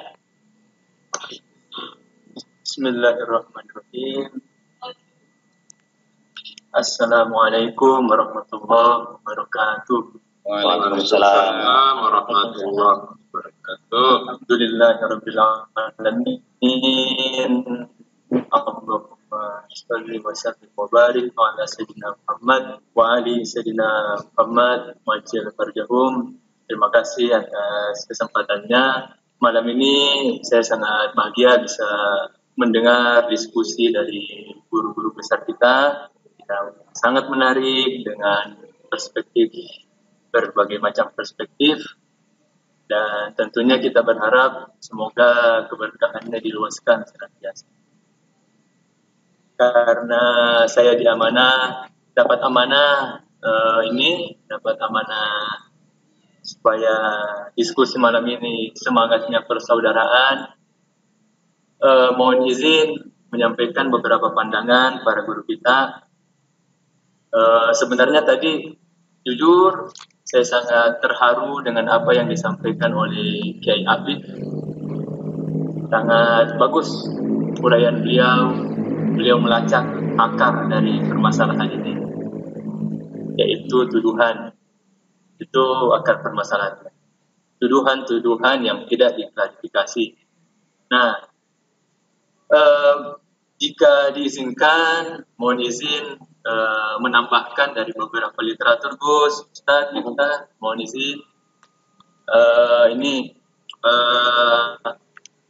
beberapa tahun terakhir ini fokus penelitian saya tentang syubhat ya, dan yang disampaikan oleh Kiai Afif tadi memang tentang syubhat. Nah, jadi sebelum kita membincangkan titik temu, sebelum kita membincangkan persaudaraan antar mazhab, sekiranya kita melacak dulu apa akar permasalahannya. Nah, satu di antara akar permasalahannya tadi sudah disampaikan oleh Kiai Afif. Nah, bila diizinkan saya menambahkan begini. Saya menemukan bahwa justru di antara faktor perpecahan umat Islam yang kemudian diwariskan sampai sekarang itu justru berasal dari kitab-kitab klasik. Itu justru berasal dari kitab-kitab klasik. Jika guru saya tadi Ustadz Miftah menyampaikan tentang ketidakbenaran tahrif Al-Quran yang tidak otentik di kalangan Syiah. Namun kenapa masih ada sebagian orang yang meyakininya? Sekali lagi jawabannya karena tuduhan dari kitab-kitab klasik. Nah, satu di antaranya ialah seperti Ibnu Hazm, Gus. Ibnu Hazm kita tahu dia menulis kitab Al-Muhalla. Nah, ternyata saya menemukan Ibnu Hazm di dalam kitabnya yang lain, yaitu Al-Faslu fil Milal wa An-Nihal. Bayangkan tuduhan beliau itu. Dan ini dianggap otoritatif di kalangan ulama Ahlussunnah. Kata Ibnu Hazm yang ini waktu saya meneliti, karena jadi beberapa bulan lalu saya melacak akar dari abad keberapa tuduhan bahwa Al-Quran tidak otentik. Nah, saya menemukan Ibnu Hazm menuduh semua Syiah meyakini tahrif kecuali beberapa orang, Gus. Dan itu tuduhannya kemudian mempengaruhi ulama-ulama berikutnya. Nah, ulama-ulama berikutnya itu yang kemudian menyebarkan teks-teks di kitab-kitab mereka dan laris di mana-mana. Saya pribadi bisa menyebut beberapa penulis yang justru pengaruhnya sangat luas. Contoh misalnya Usman Khamis, ada Ahmad Khatib, ada Ihsan Ilahi Zahir, nah, dan ada Muhammad Malullah. Nah, semua penulis ini sangat berperan dalam menyebarkan kesalahpahaman terhadap Syiah. Nah, dan penulis ini kayaknya lebih banyak dijadikan rujukan oleh kawan-kawan kita yang salafi.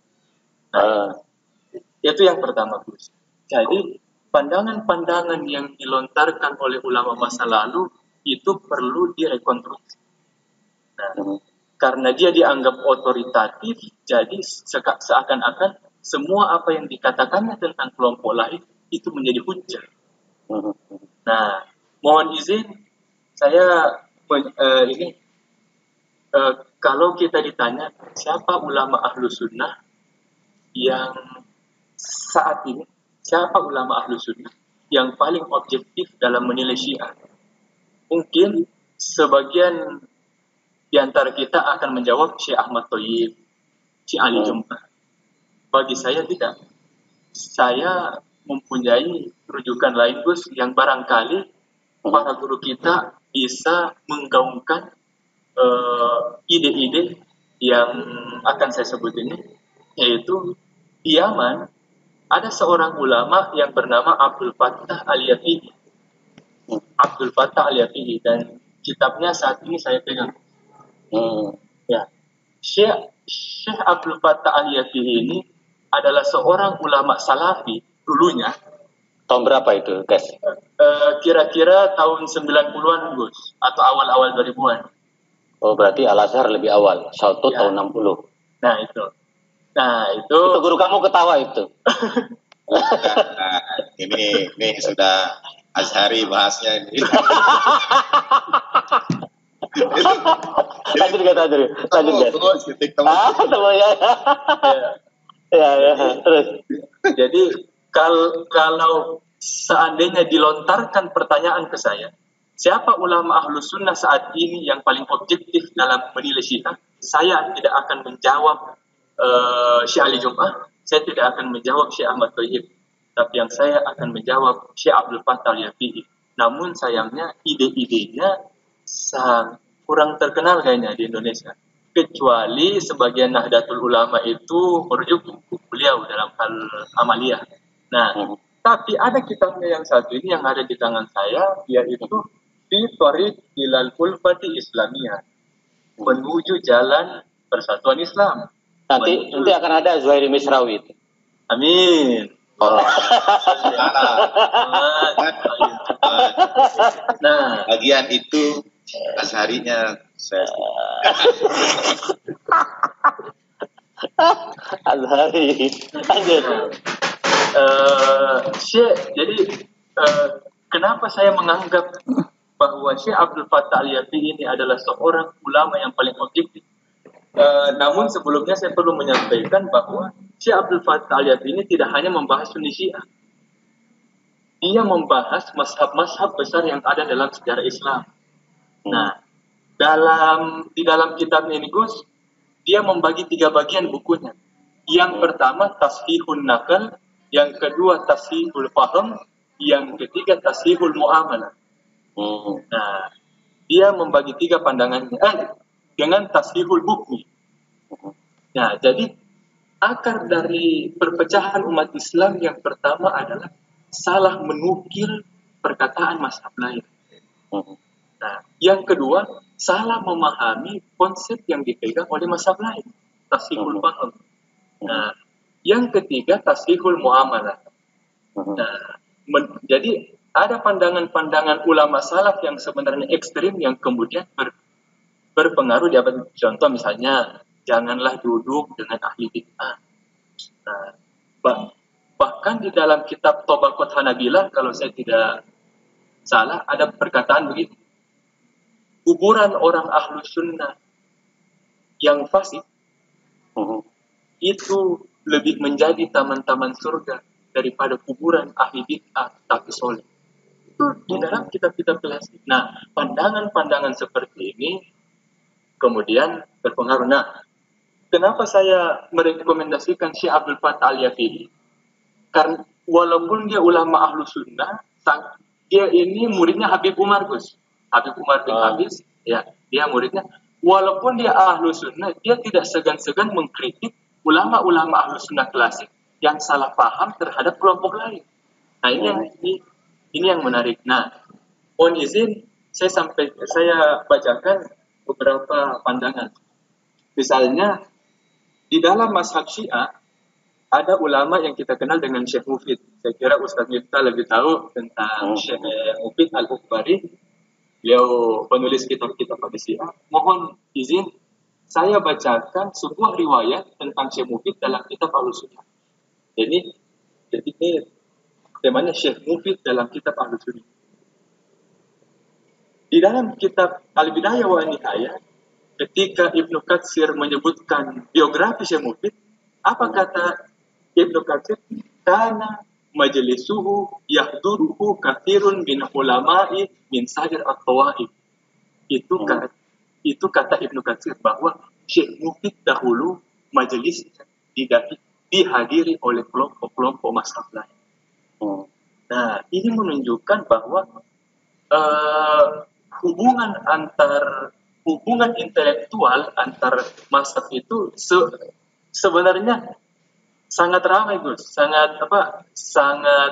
Sangat tercatat di kitab-kitab klasik. Nah, seperti tadi, karena majelisuhu yahduruhu kathirun minal ulama'i min sa'irit tawaif, bahwa majelisnya Syekh Mufid dihadiri oleh berbagai kelompok pada saat itu. Nah, ini kita bisa jadikan pelajaran. Yang kedua, masih dalam kitab Al-Bidayah wa An-Nihayah. Ini dalam rangka persaudaraan titik temu. Pada tahun 442 Hijriah, kata Ibnu Katsir begini. Wa fi hastalah ar-rawafidu was sunnatu bi Baghdad. Wa dhahabu kulluhum li ziyarati mashhadi Ali wa mashhadi al-Husain. Wa taraddu bil karfi ala sahabati kullihim. Wa tarahamu alaihim. Terus kata Ibnu Katsir, wahada ajib jiddan. Nah, itu kata Ibnu Katsir bahwa pada tahun 442 orang-orang Rafidhah dengan orang-orang Ahlu Sunnah bareng-bareng berziarah kepada Imam Ali dan Imam Husain. Nah, itu catatan-catatan yang seperti itu saya kira perlu kita galakkan, Gus. Jadi ya kemarin sudah arba'in kan, saya bareng Keneta. Siap, Gus. Itu perwujudannya. Nanti ke Afif tahun depan. Nah, itu. Jadi saya kira pandangan-pandangan kitab klasik itu perlu kita galakkan, dan kitab klasik itu terbagi dua. Ada yang bisa kita ambil sebagai pijakan persaudaraan, ada juga yang harus direkonstruksi. Mungkin hanya itu yang bisa saya sampaikan. Mohon maaf atas segala kekurangannya. Assalamualaikum warahmatullahi wabarakatuh. Waalaikumsalam. Terima kasih. Waalaikumsalam. Sebagai tambahan Ya. dari Zuhairi, bukan hanya tadi masyhad Imam Ali dan masyhad Imam Husain alaihi wassalam. Kiai Zuhairi juga sudah berziarah Muhammad Bagas ke Syekh Mufid. Allahumma shalli ala Muhammad.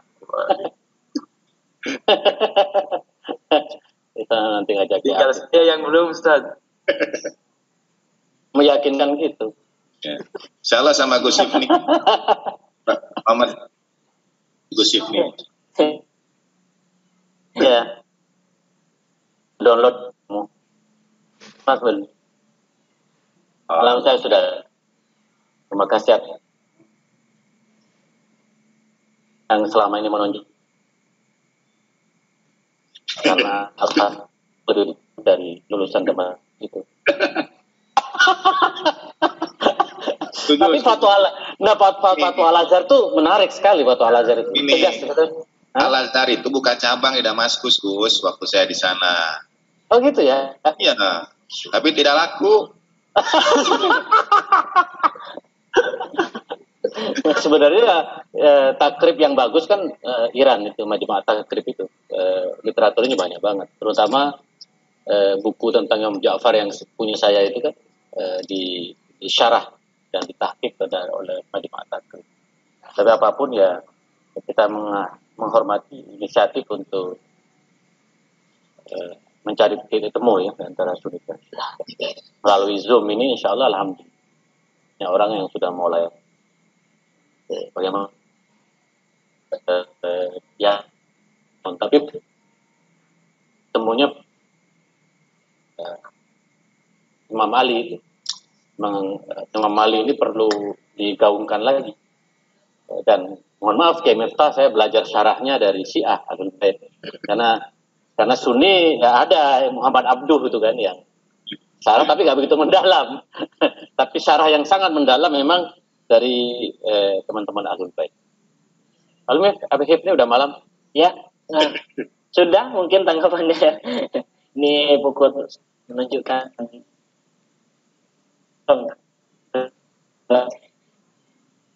diskusi online kita malam hari ini, sesi ketiga ini,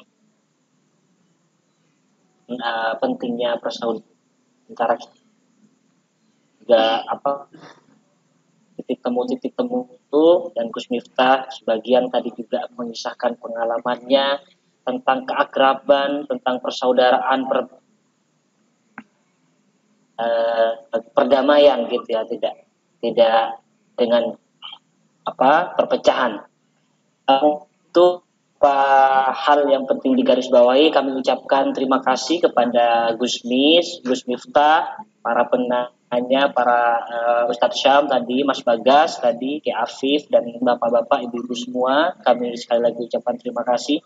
Ini banyak sekali pertanyaan yang muncul.